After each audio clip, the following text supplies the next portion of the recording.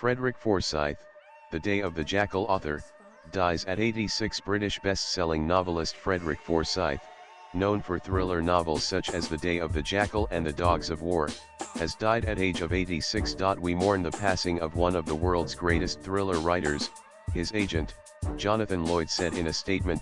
Forsyth published more than 25 books, also including The Odessa File and The Dogs of War, and sold 75 million books around the world, he said. A former correspondent for Reuters and the BBC, and an informant for Britain's MI6 foreign spy agency, Forsyth was known for using his experiences as a reporter in Paris to pen the story of a failed assassination plot on former French President Charles de Gaulle. Nanan, born in Ashford, Kent in 1938, Forsyth flew fighter jets during his national service, but when the Royal Air Force couldn't guarantee he'd stay in the cockpit, he set out to see the world. Later, he became a war correspondent for the BBC and Reuters. He revealed in 2015 he also worked for British intelligence agency MI6 for more than 20 years, starting from when he covered a civil war in Nigeria in the 1960s. He made his name with his first novel, 1971's The Day of the Jackal, which he wrote when he was out of work.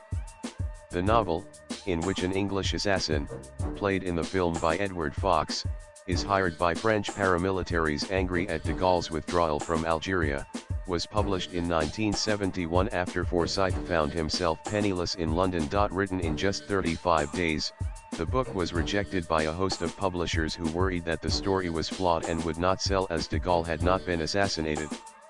De Gaulle died in 1970 from a ruptured aorta while playing solitaire. But Forsyth's hurricane-paced thriller, complete with journalistic-style detail and brutal subplots of lust, betrayal, and murder, was an instant hit. The once poor journalist became a wealthy writer of fiction. I never intended to be a writer at all, Forsyth later wrote in his memoir, The Outsider: My Life in Intrigue. After all, writers are odd creatures, and if they try to make a living at it, even more so. His publisher, Bill Scott Kerr, said that Revenge of Odessa, a sequel to the 1974 book The Odessa File that Forsyth worked on with fellow thriller author Tony Kent, will be published in August. Swipe left for next video. Still read by millions across the world, Freddy's thrillers define the genre and are still the benchmark to which contemporary writers aspire, Scott Kerr said. With inputs from agency's latest blogs.